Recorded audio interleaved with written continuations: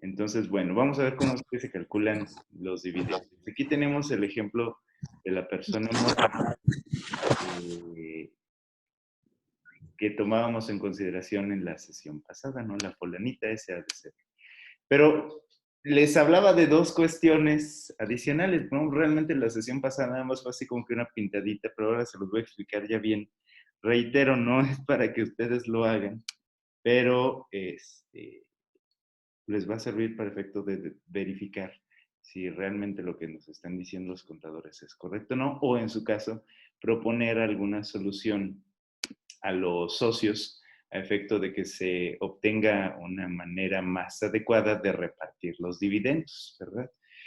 Bueno, entonces, seguramente ustedes ya leyeron el 140, párrafo primero y párrafo segundo de la ley del impuesto sobre la renta, y leyeron el 150, párrafo primero y párrafo tercero del mismo ordenamiento, que básicamente son los que señalan cómo es que deberá de hacerse el cálculo de los dividendos. Yo les había señalado que había dos impuestos, el del 140, párrafo primero, y el del párrafo segundo. El del párrafo primero, pues no era más que el cálculo por la tasa del 30%, así se los expliqué esa vez, más el del 10% de la tasa del párrafo segundo. Sin embargo, creo que puede prestarse a confusiones la explicación muy somera que les di. Por eso es que mejor se los explico bien como debe de ser, para efecto de que ustedes entiendan bien cómo es que se hace el reparto de los dividendos. Si ustedes leen los dos párrafos, se van a dar cuenta que básicamente se refiere a dos tratamientos distintos, que pues en un estricto sentido son dos impuestos sobre la renta distintos.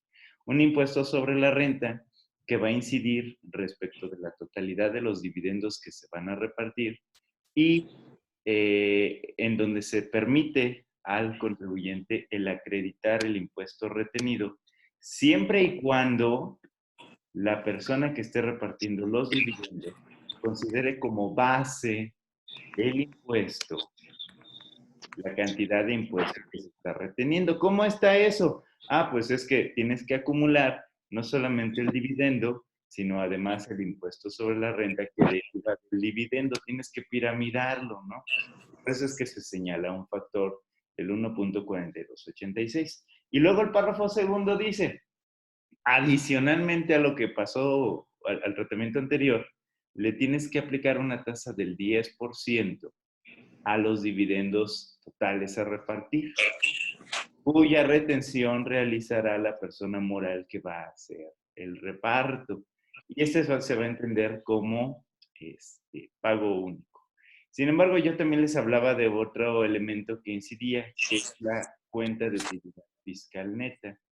Y esa cuenta de utilidad fiscal neta, pues no es más que el dinero que ya pagó contribuciones. Bueno, entonces vamos a explicarlo otra vez, pero esta vez ya es la explicación complicada, ¿verdad? Les dejé entonces o hicimos la vez pasada un ejemplo muy sencillo, pero ahora ya lo vamos a hacer. Primero, tenemos que definir cuál es la totalidad de los dividendos que se van a repartir y cuáles son los dividendos que derivan de nuestra cuenta de utilidad fiscal neta. Aquí ponemos un ejemplo, ¿no? Tenemos esta empresa que va a repartir dividendos totales de 33 millones y medio, pero parte de esos dividendos derivan de la CUFIN de ejercicios anteriores, evidentemente, ¿no? En este caso va a ser de 2018.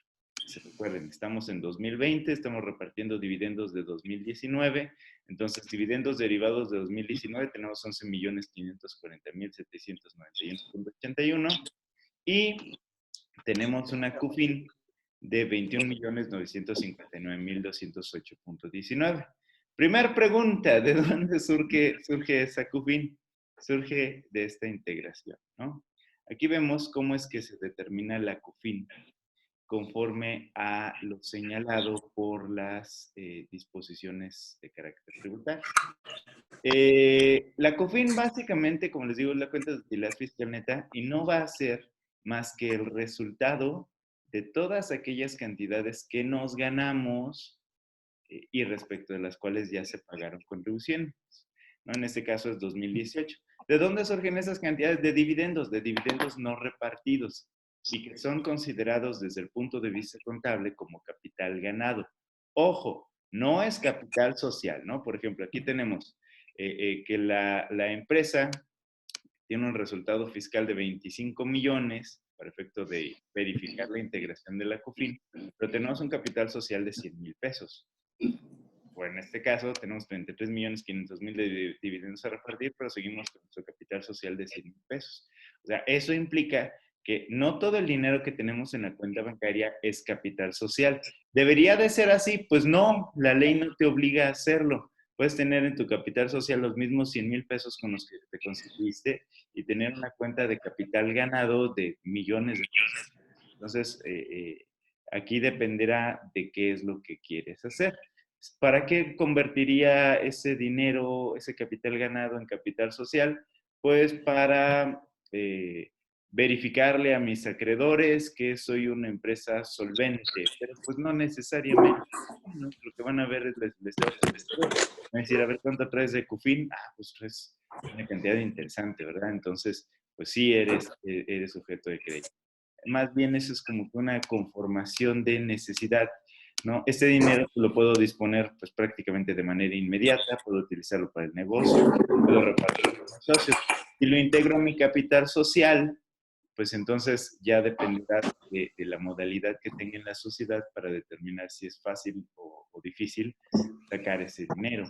Porque entonces en el capital social es dinero que se pone a trabajar en la sociedad y si los socios dicen, oye, pues es que necesitamos que nos reparta recursos, hay que sacarlo del capital social, hay que hacer una disminución a través de una acta de asamblea y luego ya se reparte como dividendos, ¿verdad?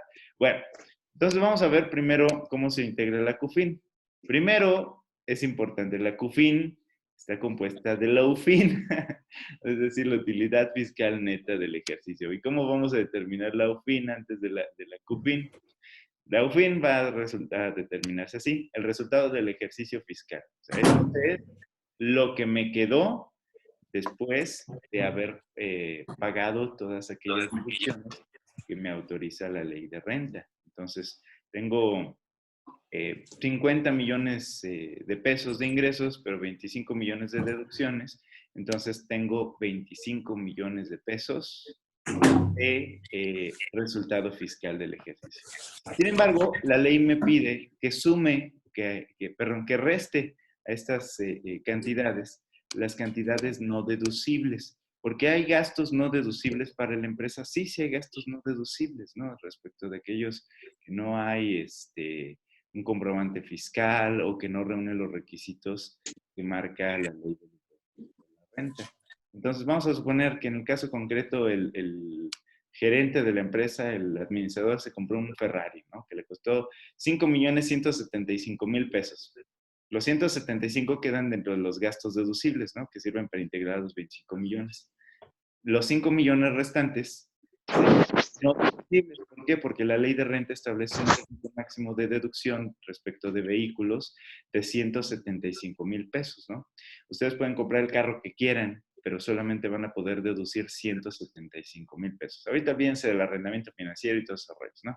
Son 175. Entonces, vamos a tener de UFIN 20 millones.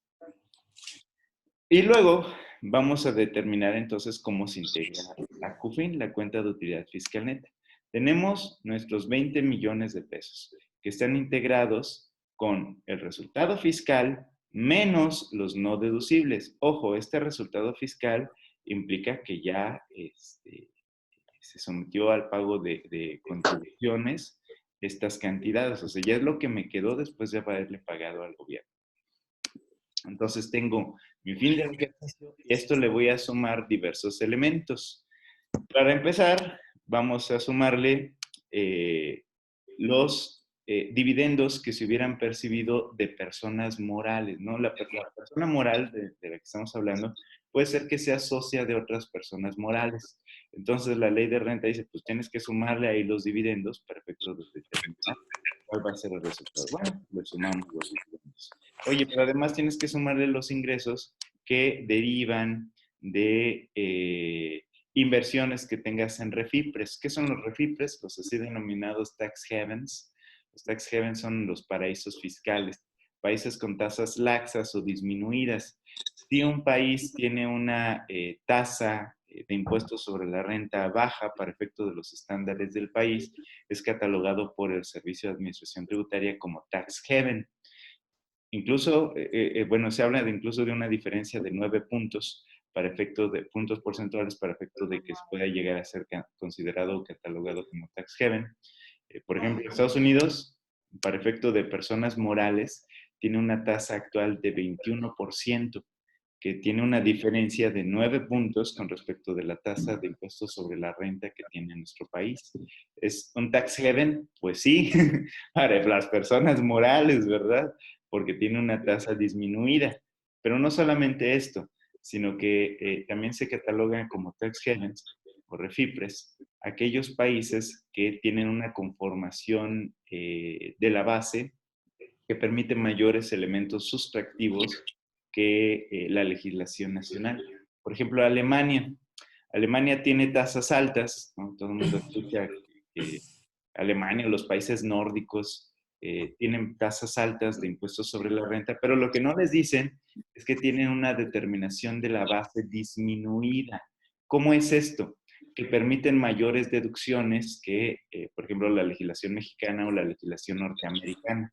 Entonces, sí, tienen una tasa alta, pero están pagando una tasa alta, ¿no? Una tasa del 50% con respecto del 30 o del 40% de la totalidad de los ingresos del contribuyente. Y aquí en México tenemos una tasa relativamente baja del 30%, pero se está aplicando con respecto del 70% de los ingresos del contribuyente, ¿no? Por la conformación del impuesto sobre la renta.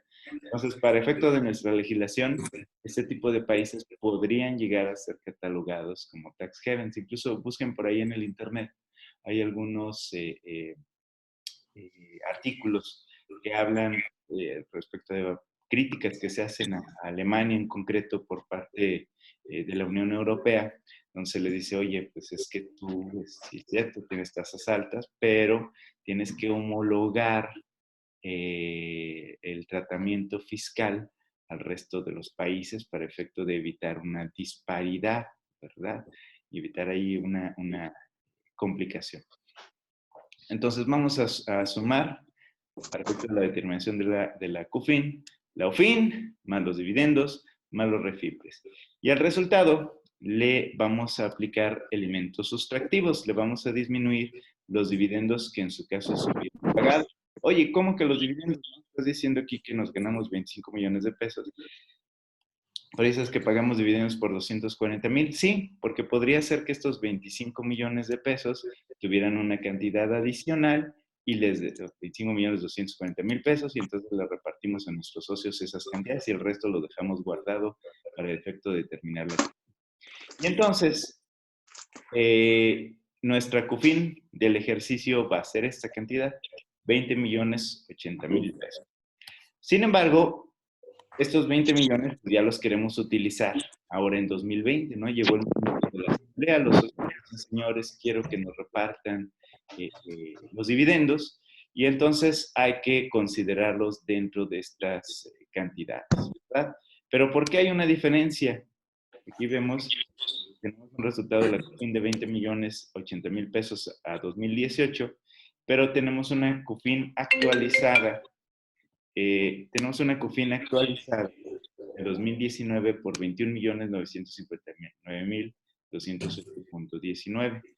De acuerdo al artículo 17A del Código Fiscal de la Federación, tenemos que hacer la actualización de estas cantidades de la siguiente manera. Si nosotros estamos ahorita en... bueno, esta CUFIN, para empezar, es determinada de diciembre de 2018. Y ahorita nosotros nos encontramos en abril de 2020, cuando vamos a repartir nuestros dividendos. Lo que dice el artículo 17A del Código Fiscal de la Federación es que deberá de hacerse una actualización de estas cantidades. ¿Cómo lo vamos a actualizar? A través del INPC. Ustedes saben qué es el INPC, el Índice Nacional de Precios al Consumidor. El INPC no es más que un factor de pérdida del valor adquisitivo de la moneda. ¿Cómo es eso? Pues resulta que en diciembre de 2018 yo podía adquirir determinados productos con estos 20 millones, 80 mil, pero resulta que ese dinero va perdiendo valor adquisitivo o poder adquisitivo. Ok, a ver, denme un segundo.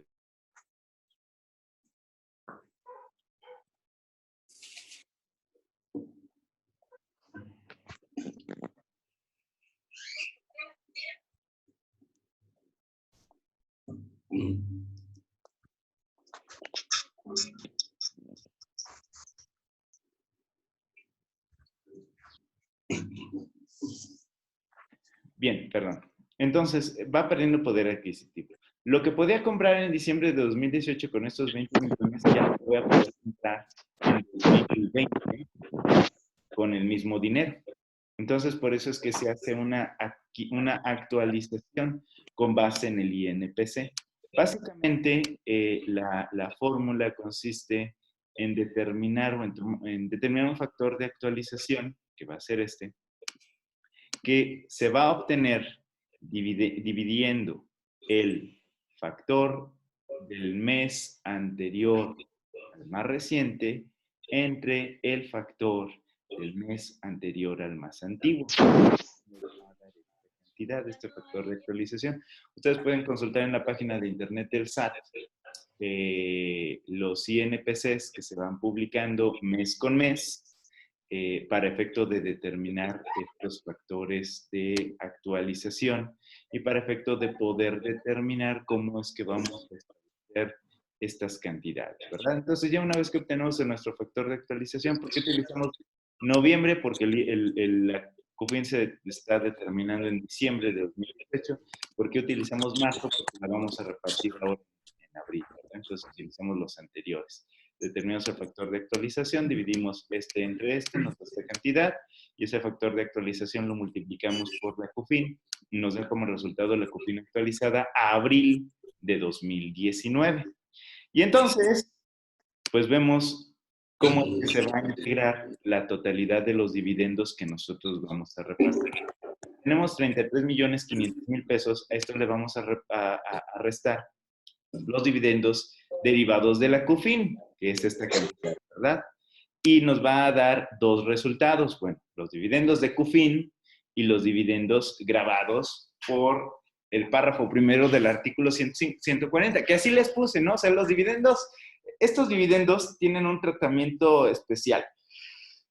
Los dividendos de la CUFIN solamente van a quedar grabados por el párrafo segundo del 140. Por eso es importante que ustedes conozcan este tipo de cuestiones, porque puede ser que la totalidad de ingresos sea de la CUFIN, y entonces el contador les dice, híjole, es que fíjense que vamos a tener que someter el tratamiento del párrafo el primero al 140 y luego el 10%. Entonces van a decir, no, no es cierto, ¿no? Aquí los dividendos derivados de la CUFIN son ingresos que ya pagaron contribuciones y por ende ya no tengo que volver a someterlos al mismo tratamiento.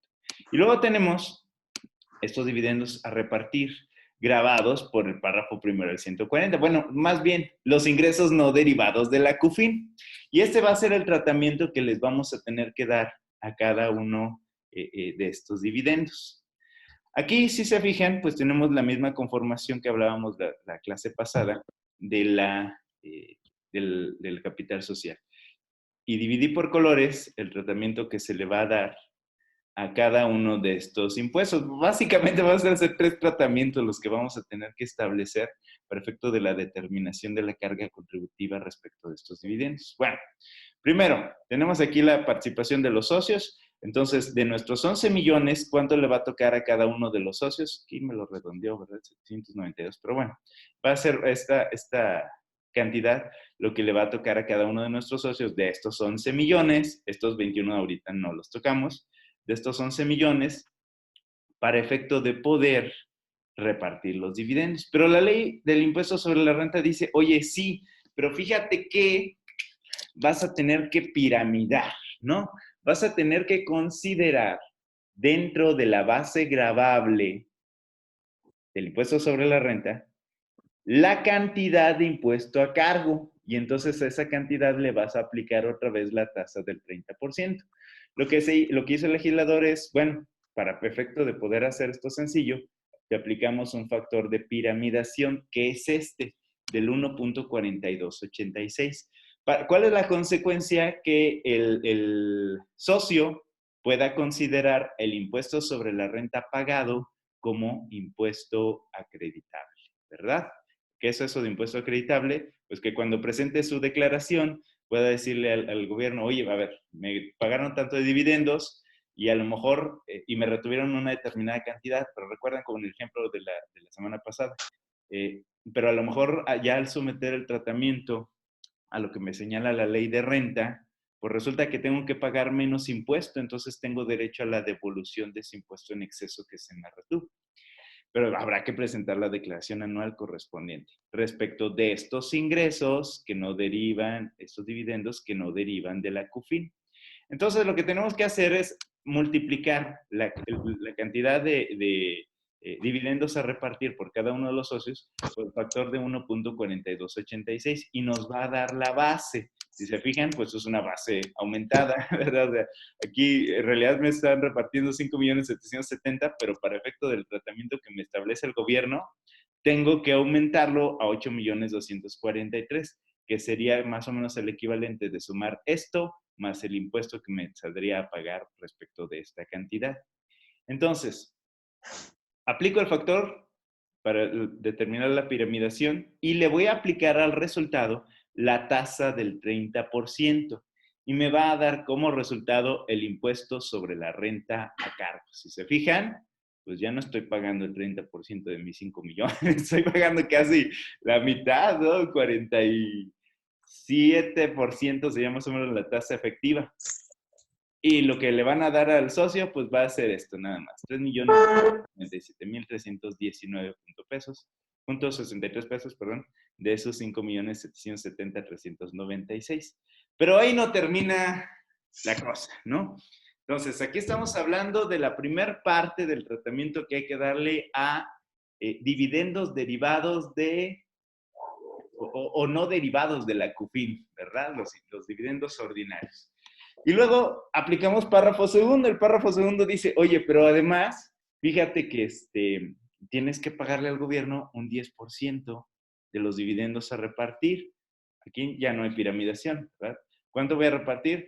5.770.396. Ah, bueno, pues no te preocupes. Aplicas la tasa del 10% y te va a salir 577.039.59 pesos. Eso sería lo del impuesto en términos del párrafo segundo. Entonces ya tenemos dos impuestos, ¿verdad? El impuesto del párrafo primero que deriva de la piramidación y el impuesto del párrafo segundo que deriva de aplicar la tasa del 10%. ¿Hay un doble pago de impuestos? Pues sí, a mi parecer sí lo hay. El problema es que la Corte ya dijo, sí, sí, pero pues no pasa nada, ¿no? Este es un impuesto complementario del primero, porque que va a incidir en la capacidad contributiva en la medida en la que sea mayor la cantidad de dividendos a repartir. Pero entonces vemos que de mis 3.297.000 que me iban a dar, ya realmente nada más me dan 2.720.000, ¿verdad? O sea, ya me están reteniendo un montón. De mis 5.770.000 menos el impuesto conforme al párrafo primero del 140, menos el impuesto conforme al párrafo segundo del 140, me quedan 2.720.280.04. Pero todavía no termina ahí la incidencia, ¿no? Es un montón de dinero lo que están pagando aquí los socios. Todavía no termina aquí la incidencia, porque tenemos 21 millones derivados a la CUFIN. ¿Esos 21 millones los vamos a someter al tratamiento del párrafo primero? No, no quedan grabados. ¿Por qué? Porque ya pagaron contribuciones. Entonces esos quedan fuera, es la gran ventaja. Pero por eso es que se creó el párrafo segundo del 140 en 2014, porque el gobierno vio que las empresas utilizaban esto como una estrategia fiscal y dijeron, oye, no, espérate, pues todo lo mandan a la CUFIN y lo dejan ahí guardado un año, y lo único que están haciendo es repartir dividendos diferidos, cuando en realidad, eh, pues ahí se trata de una estrategia que incide en la disminución del pago de contribuciones. Dijeron, pues no se preocupen, vamos a aplicarle la tasa del 10% del párrafo segundo, ¿verdad? ¿Y qué vamos a hacer con estos 21 millones? Lo mismo que hicimos aquí. Entonces vamos a aplicar la, las cantidades. Primero vamos a ver cuánto le toca a cada uno de los socios de esos 21 millones, ¿no? Con base en la participación proporcional que tienen en el capital. Entonces aquí tenemos, CUFIN a repartir, pero más bien debería de ser dividendos de CUFIN, ¿no? Sí. Y entonces esto es lo que le corresponde a cada uno de los socios, derivado de la participación en el capital social. Y a esta cantidad le vamos a aplicar la tasa del 10% y vamos a determinar la cantidad a entregar, ¿no? Entonces, en este caso, este socio que iba a recibir 10.979.000 menos 1.097.000, le va a quedar 9.881.000. Y aquí vemos, bueno, y así lo repetimos con cada uno de los socios. Aquí es, a la parte final, pues tenemos el resultado acumulado. Y aquí vemos el resultado final.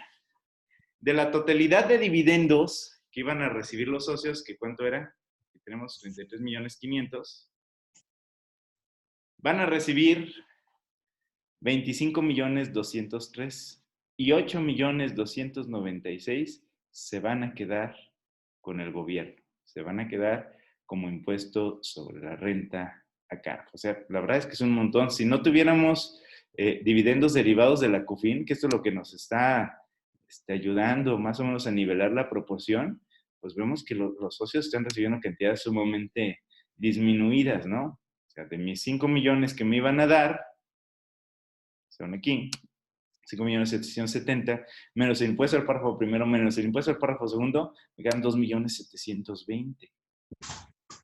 Es pues menos de la mitad lo que le queda finalmente al socio después de la incidencia de las cargas tributarias. Sí, lo puedo acreditar, ¿no? Puedo acreditar este impuesto que me retuvieron aquí contra el impuesto sobre la renta a cargo cuando vaya a presentar mi declaración anual. Pues sí, pero eso es hasta el final del ejercicio, ¿no? Pero mientras tanto, pues no tengo este dinero, estos 2.473.000 que yo consideraba ya para el uso y disfrute correspondiente. ¿Sí lo entendieron, chicos? ¿No? Licenciado, Sí, es sí, que como que, licenciado. bueno, ¿Sí? entonces todas esas operaciones las saca por la cantidad que se tiene que... Sí, exactamente. Miren, aquí hice el ejemplo de que se haga el cálculo automático, ¿no? Aquí ustedes pueden jugar con las cantidades para ver cuál es la incidencia correspondiente, ¿no? 24 millones. Y ven cómo se modifica, ¿verdad? La incidencia. Aquí la CUFIN, pues la determinamos aquí con base en estos resultados. Pero ustedes pueden jugar con la tablita, se las mando para que la revisen. Reitero, no tienen que hacer los cálculos ustedes, que no está tan difícil, pero pues sí necesitan ahí practicar un par de cuestiones y un poquito de experiencia.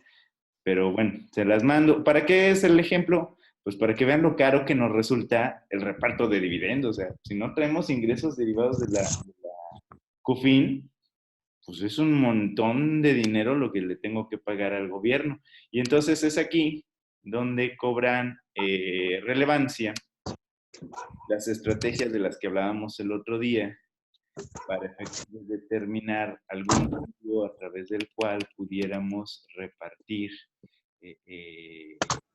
acciones a nuestros socios sin que, pero no acciones, repartir algún rendimiento a nuestros socios sin que sea considerado como dividendo, ¿Por qué? Pues porque vamos a quedar sometidos a este tratamiento que es vital, ¿verdad? Entonces, ¿cómo podríamos hacerlo? Pues métele esos bonos de fundador, métele pago de intereses por las acciones. Pues sí hay que someterlas a un tratamiento fiscal de pago de contribuciones y de retención, pero en el peor de los escenarios me queda el 35, bueno, la tasa efectiva sería como el 32%, en lugar del 47% que vimos que nos está aplicando. Digo, si no traemos dividendos derivados de la CUFIN. Entonces, es importante que esto se analice, sobre todo en tratándose de empresas específicas, ¿no? Donde en las asambleas pues va el contador, va el abogado, y entonces se dice, bueno, señores, si repartimos los dividendos, porque así debiera de hacerse, si repartimos de dividendos, les va a costar esto. Ustedes deciden. Ah, no, fíjate que no me gusta ese reparto de dividendos. ¿Qué podemos hacer? Ah, bueno, pues ahí ustedes pueden decir, pues pudiéramos tal vez establecer algún interés, ¿verdad? Por el pago de las acciones, o desde antes, desde que se está desarrollando la empresa, pues crear los bonos de fundador. Total, no les cuesta absolutamente nada, es solamente añadir una cláusula al estatuto, eh, y tienen 10 años para echar mano de esos bonos de fundador. ¿Sí? Bueno, entonces continuamos con la presentación ordinaria. Entonces estamos hablando Oiga, licenciado, antes de que continúe, creo que no he subido el video de la última clase, ¿o sí? Bueno, es que lo busqué el fin de semana y no lo... creo que sí, tiene razón, lo olvidé. Aquí lo tengo guardado, ahorita lo subo terminando esta sesión. Sí, gracias. Muy bien. Bueno, entonces tenemos la transmisión pactada. Se puede señalar dentro del propio contrato social que la transmisión de las acciones solamente se haga con el Consejo de Administración y en todo caso, pues el Consejo va a tener la facultad o la potestad para negar, designando a un comprador de las acciones al precio corriente del mercado. ¿Esto cómo es? Bueno, si yo no quiero que se haga la transmisión a determinada persona, puedo puedo establecer este candado para efecto de evitar que se haga esa transmisión y en todo caso, pues la potestad le va a corresponder al Consejo de Administración. Es importante señalar que dentro del propio estatuto se indique pues cuáles pueden ser, bueno, primero se indique la facultad, ¿no? El candado, ¿no? La imposibilidad de poder hacer la transmisión sin autorización del Consejo. Y ustedes ahí pueden diseñar, como en el ejemplo que yo les mandé, pueden diseñar cuáles serían las condiciones necesarias para efecto de que el Consejo tenga que poder aprobar esa transmisión. Ustedes pueden hacer uso de lo que saben o lo que conocen en derecho administrativo, ¿no? Con respecto a las facultades discrecionales y las regladas. Pueden establecerle al Consejo una facultad reglada. Ok, tienes que dar la autorización si se dan estos supuestos. O, en su caso, si no se dan los supuestos, pues no puedes autorizar la transmisión, ¿verdad? Y ya queda bajo tu potestad. Sería cuestión de que ustedes decidieran cómo es que quieren establecer el diseño. En el ejemplo que yo les mandé, pues sí está muy bien delimitado cómo y cuándo se va a tener que hacer esa transmisión, pero ustedes pueden manejarlo conforme lo que consideren pertinente para efecto de poder llevarse a cabo esa transmisión. En todo caso, la transmisión de la acción que se efectúe por medio distinto de un endoso, es decir, que por medio distinto a la transmisión directa de su tenedor, donde yo endoso la acción al señor Diego Rodríguez, ¿verdad? Tendrá que hacerse o tendrá que inscribirse en el libro correspondiente. Ahora, pueden llegar a darse problemas en cuanto al aumento del capital. ¿Cuál es la consecuencia del aumento de capital o disminución, en su caso, de una persona moral? Que puede existir la posibilidad de alguno o algunos de los socios de hacerse con una mayoría total, ¿no? Una mayoría absoluta o con alguna mayoría relativa en cuanto a la participación del capital. Y esto les puede servir para tomar el control de la asamblea, ¿no? ¿Recuerdan el ejemplo que les puse de logística hace un par de meses, en donde se determinó el aumento de capital de la persona moral para tomar el control de los órganos de administración, ¿no? Pues convocaron una asamblea donde no fue el socio mayoritario, el resto de los socios dijeron, señores, pues vamos a aumentar el capital para comernos al mayoritario, y entonces el mayoritario terminó teniendo del 60%, teniendo menos del 40% del capital. La otra facción se hizo con la mayoría y entonces pudo determinar quiénes iban a formar parte del Consejo de Administración, Consejo de Vigilancia y demás. Sí tenía derecho de minorías el otro, ¿verdad? Conforme a lo que hemos comentado, pero pues ya se lo comieron, ¿no? O sea, el presidente del Consejo de Administración era de la mayoría determinada. Ahora, para efecto de evitar ese tipo de problemáticas, digo, esto es un caso típico, ¿no? Y de un diseño, de una toma violenta de las acciones de una empresa. Pero ¿qué pasa de manera ordinaria? O desde el punto de vista deontológico, ¿verdad? Imagínense que está la empresa y dicen, señores, queremos aumentar el capital accionario. Vamos a poner el ejemplo que habíamos visto hace un momento. Son estos, señores. Y entonces dicen, pues vamos a aumentar el capital accionario de 100,000 pesos a 100 millones de pesos, no sé, o la cantidad que a ustedes se les ocurra. Y entonces, pues a lo mejor dice, oye, es mi oportunidad de aumentar mi participación. Y entonces paso de tener un 5%, a lo mejor de tener un 60%. Y dice, oye, pues yo quiero la mitad o el 70% del capital que se va a aumentar, ¿no? Aquí está el dinero. Pero a lo mejor también dice, oye, yo también quiero aumentar y no quiere perder la proporción. Y habrá alguno que no quiera o algún otro que quiera incluso hacer un aumento adicional. ¿Cómo vamos a resolver esa problemática? No todos los socios dicen, yo quiero aumentar, yo quiero comprar acciones para efecto de poder aumentar mi participación dentro del propio capital. Bueno, pues la Ley General de Sociedades Mercantiles dice, señores, esto en principio se va a resolver con base en la proporción al número de acciones, ¿no? Independientemente de la cantidad que vayamos a aumentar. Vamos a establecer que ese aumento se va a dar en la proporción que tengan en el capital accionario. Y entonces el del 50% va a tener que suscribir el 50% del aumento del capital, el que tenga el 5%, el 5% del otro capital, y así cada uno en la misma proporción, para efecto de que se determine cuál va a ser ese aumento correspondiente y que pueda llevarse a cabo. Sin embargo, pues esto se daría en el caso de que todos los socios estuvieran de acuerdo en hacer el aumento, ¿no? Pues, ¿cómo se llevaría a cabo? Pues se determina la proporción, luego marca la ley que en los 15 días siguientes a la publicación del sistema electrónico del acuerdo correspondiente se va a llevar a cabo de capital pertinente. Pero voy a aumentar un poquito. Pero ¿qué pasa si la sociedad no se pone de acuerdo, si la asamblea no se pone de acuerdo para poder hacer el aumento? No, el del 50% dice, pues yo yo no tengo dinero, ¿yo cómo voy a aumentar el capital? Ah, bueno, pues entonces no hay problema. Se hace la misma, habría dos mecánicas de solución.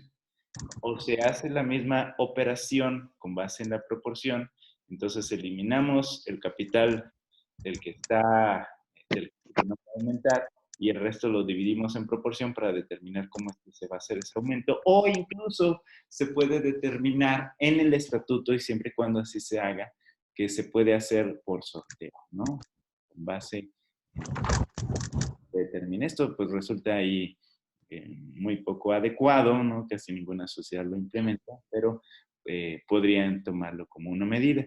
Lo más adecuado sería seguir el mismo número de la proporción, eliminando aquellos socios que decidan no participar en el aumento. En todo caso,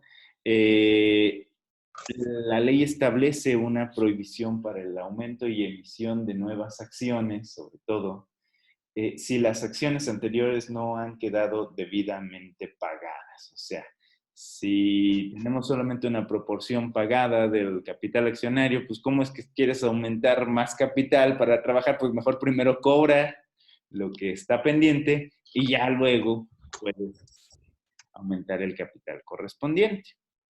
Bueno, así llegamos a aspectos generales de prohibición de las sociedades anónimas. Primera prohibición, adquirir sus propias acciones, ya lo habíamos visto, ¿no? Por excepción, la adjudicación judicial en el pago de créditos de la sociedad. Este es el único supuesto en donde una SA puede terminar siendo eh, eh, pues su misma socia, ¿no? Como el dragón que se devora a sí mismo, sería algo ejemplificativo. Una sociedad anónima no puede bajo ninguna circunstancia comprar sus acciones. Pero si, por ejemplo, resulta que uno de los socios es su deudor, se le demanda y no tiene más bienes que las propias acciones, pues entonces el juez puede decir, ¿sabes qué? Pues, las acciones y te las adjudico. Nada más que tienes la obligación de vender estas acciones dentro de un plazo máximo de 3 meses a partir de la propia adjudicación. Si no lo haces, se va a tener que reducir el capital, ¿no? Entonces, si le embargué 1 millón de pesos de acciones a mi socio y el juez me las adjudicó, va a decir, bueno, pues tienes 3 meses para venderlas. Si no lo haces, vas a tener que reducir el capital, ¿no? Sería como una especie de compensación. Pues sí, debo y me deben. Digo, ¿por qué debo? Porque tengo 1 millón de capital, pero él me debe y me las adjudicaron. Pues entonces va a ser necesario extinguir esas acciones para efecto de poder aplicar la reducción pertinente. Ahora, también puede darse el caso de que la sociedad a través de la asamblea determine pertinente la reducción del capital social. Señores, ya no necesitamos tanto dinero, o por pertinencia misma, ya no debemos de contar con tanto capital. ¿Qué es lo que se puede hacer? Bueno, pues entonces hay que seguir, en principio, lo que marque el estatuto. La mejor regla sería hacer la reducción en la proporción de la participación. Pero si no hay un arreglo al respecto, la Ley General de Sociedades Mercantiles establece también esta otra fórmula, a mí tampoco me parece muy adecuada, no es hasta un tanto discriminatoria, pero dice que la reducción va a poder hacerse por sorteo, es decir, vamos a ver cuál de los socios eliminamos, ¿no? Como cuando el ejército romano diezmaba a sus soldados y se reunían los 10 soldados o se dividía un grupo de soldados que habían huido en batalla o que habían demostrado falta de disciplina. Entonces los reunían y los hacían elegir una paja, y el que sacaba la paja más corta era asesinado a golpes por el resto, por los 9 restantes. O sea, es algo similar, ¿verdad? Aquí decidimos cuál de los socios eliminamos a través de un sorteo. Lo más adecuado sería que dentro del propio estatuto ustedes señalaran que en el caso de reducción del capital social se va a hacer en la proporción correspondiente.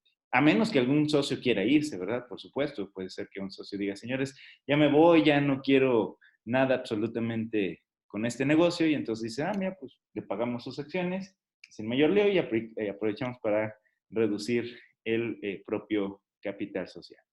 Ahora bien, existe otra prerrogativa marcada dentro de la Ley General de Sociedades Mercantiles respecto a la determinación de derechos adicionales sobre acciones, que son las así denominadas acciones de goce, que van a dar derecho a las utilidades líquidas después de que se hayan pagado las acciones no reembolsables, el dividendo señalado en el propio contrato social. ¿Recuerdan el 5%? O sea, a eso se refiere. Y en el mismo contrato también va a poder determinarse el derecho de voto a estas acciones de goce. Son acciones especiales, acciones que le que pueden otorgarse como un beneficio especial a alguno de los socios, ¿no? Fuera de los bonos de fundador, porque pues ya no tenemos bonos de fundador, porque ya tenemos 30 años funcionando y se nos acabaron. ¿Podemos dar acciones de goce? Sí. ¿Da derecho a utilidades? Sí. ¿Cuál es el problema? Que esas utilidades se les llama como dividendos, ¿verdad? Entonces tenemos el mismo problemón que vimos hace un momento. Es caro el reparto de dividendos, esa es la realidad. ¿Estas acciones de goce pueden servir para el reparto de dividendos? Sí, pero pues con los bemoles que veíamos hace un momento. Y en todo caso, bueno, pues estas acciones de goce, en el caso de liquidación, van a concurrir con las no reembolsables en el reparto el haber social, las no reembolsadas, perdón, el reparto de haber social, y después de que éstas hayan sido íntegramente cubiertas, salvo en el caso social, de que en el contrato se establezca un criterio diverso para el reparto del excedente. Entonces, pues son las últimas que se cubren en todo caso. Bueno, responsabilidad por adquisición de propias acciones, ¿no? ¿Cuál es la responsabilidad de los consejeros y directores? Estos van a ser responsables para el caso de que hubieran adquirido acciones propias de la sociedad, ¿no? Que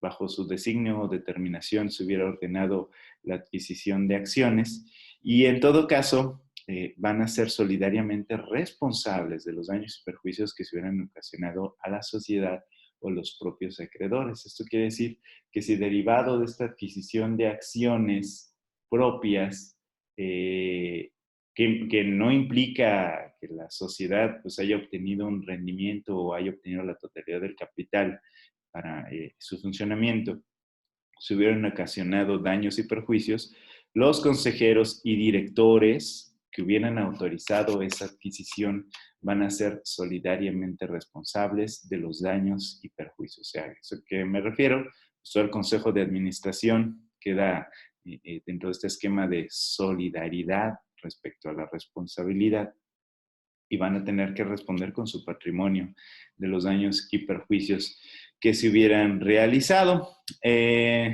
Otras prohibiciones, ¿no? Préstamos o anticipos, dice, en ningún caso podrán sociedades hacer préstamos o anticipos sobre sus propias acciones. ¿Por qué? Pues porque forma parte del propio capital, entonces pues no podemos estar prestando respecto del mismo dinero que nosotros tenemos, ¿verdad?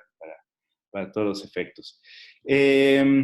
Y bueno, algunas cuestiones finales. Dice, cuando por cualquier causa se modifiquen las indicaciones contenidas en los títulos de las acciones, estas deberán canjearse o anularse por los títulos primitivos, o que se haga constar que estos últimos, previa certificación notarial del corredor público, se han modificado, ¿no? Si se modifican las acciones, valores, la totalidad del capital social, pues hay que cambiarlas o tiene que hacerse la certificación correspondiente para tales efectos. También pueden establecerse algunas modalidades adicionales como las acciones pagaderas en especie y valor diverso, ¿no? En principio se señala que estas acciones deberán quedar depositadas en la sociedad durante un plazo de 2 años, y si en este plazo aparece que el valor de los bienes es menor del 25% del valor por el cual fueron aportadas, entonces el accionista va a estar obligado a cubrir la diferencia, la que tendrá derecho preferente respecto de cualquier acuerdo sobre el valor de las acciones.